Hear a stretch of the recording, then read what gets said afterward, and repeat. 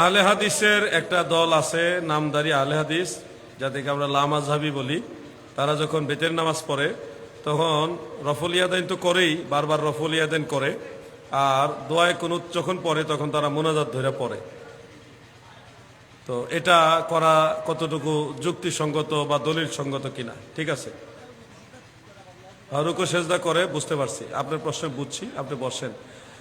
শুনুন, মাযহাব চারটা, চার মাযহাবের অসংখ্য মুজতাহিদ আছে, তারা কোরআন হাদিস গবেষণা করে বিভিন্ন মাসালা দিয়েছেন। সেই সুবাদে শাফি মাযহাবের মুজতাহিদরা তিনারা নামাজের ভিতরে ওই দোয়ায়ে কুনুত যখন পড়ে বিতের নামাজে, তখন হাত তুলে দোয়ায়ে কুনুতটা পড়ার মাসআলা দিয়েছেন।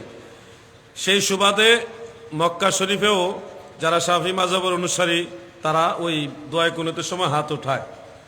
যদি কেউ শাফি মাযহাবের অনুসারী হয়ে দোয়ায়ে কুনুতের সময় হাত তুলে, তাহলে আমাদের এখানে কোনো কথা বলার অধিকার নাই। তবে কেউ যদি কোনো মাযহাবই মানে না, সে হাত তোলায়, তাহলে সে নিজে ফিতনাবাজ হিসেবে গণ্য হবে। হ্যাঁ, আপনারা হাত না তুলে দোয়ায়ে কুনুত পড়েন আর তারা হাত তুলে দোয়ায়ে কুনুত পড়ে, বেশকমটা হইল কেন? এই বেশকমের পিছনে মূল হাকিকতটা শুনেন। ইমাম বুখারী রহমতুল্লাহ আলাইহের রফউল ইয়াদাইনের নামে একটা খণ্ড কিতাব আছে। সেই কিতাবের মধ্যে তিনি বেশ কয়েকটা রেওয়ায়েত আনছেন, এবং ইমাম বাইহাকির সুনানুল কুবরার মধ্যে এই ব্যাপারে হযরত আবু কিলাবা, হযরত আবু হুরায়রা তিনাদের থেকে রেওয়ায়েত আছে। আব্দুল্লাহ ইবনে মাসউদ রাদিয়াল্লাহু আনহু থেকে রেওয়ায়েত আছে। তিনারা রেওয়ায়েত করেছেন, রাসূল করিম যখন দোয়ায়ে কুনুত পড়তেন, ওয়াইজা কানাতা রাফা ইয়াদাইহি, নবীজি যখন দোয়ায়ে কুনুত পড়তেন তখন দুই হাত উঁচা করতেন, এই কথাটা আছে। তো দোয়ায়ে কুনুত পড়ার সময় নবীজি হাত উঁচা করতেন, এই কথাটা আছে। এই রাফা ইয়াদাইহি অথবা ইয়ারফাউ ইয়াদাইহি, এই শব্দগুলো দ্বারা শাফি মাযহাব ধরে নিয়েছে মুনাজাত। কিন্তু নামাজের ভিতরে যখন রাফা ইয়াদাইহি ইয়ারফাউ ইয়াদাইহি শব্দ আসে, এটা দিয়ে মুনাজাত বুঝায় না, এটা দিয়ে বুঝায় হলো কানের লতি পর্যন্ত হাত উঁচা করছে, এটা বুঝায়।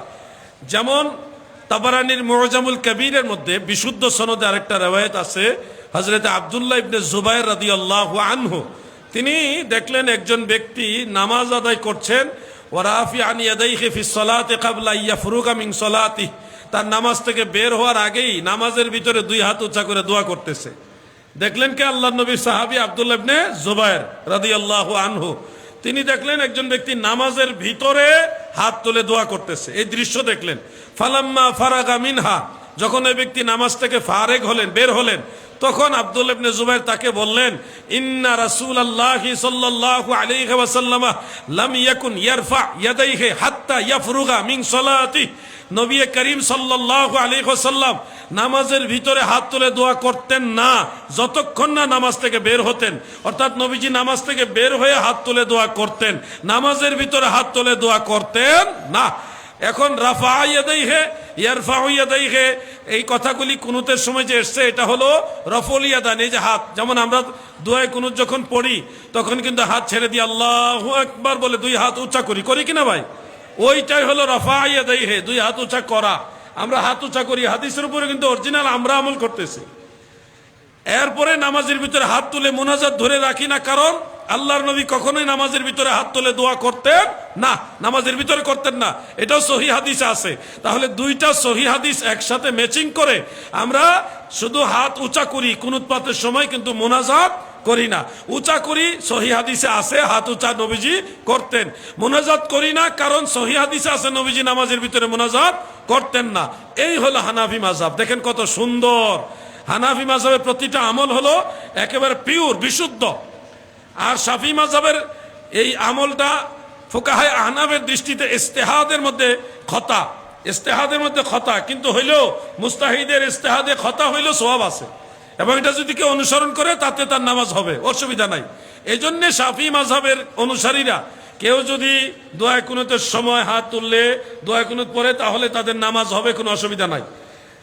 কিন্তু আমরা শাফি মাযহাবের আমলের চেয়ে আমাদের আমলটা হলো আসাহ, মানে অধিক বিশুদ্ধ। এই জন্য আমাদেরটা সওয়াব হবে ডাবল। মারহাবা বলেন, কথা ক্লিয়ার, বুঝতে পারছেন?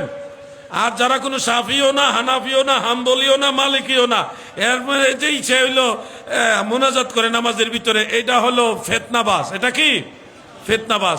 তার সাথে মিশবেন না, তাকে অনুসরণ করবেন না। আপনাকে ধন্যবাদ।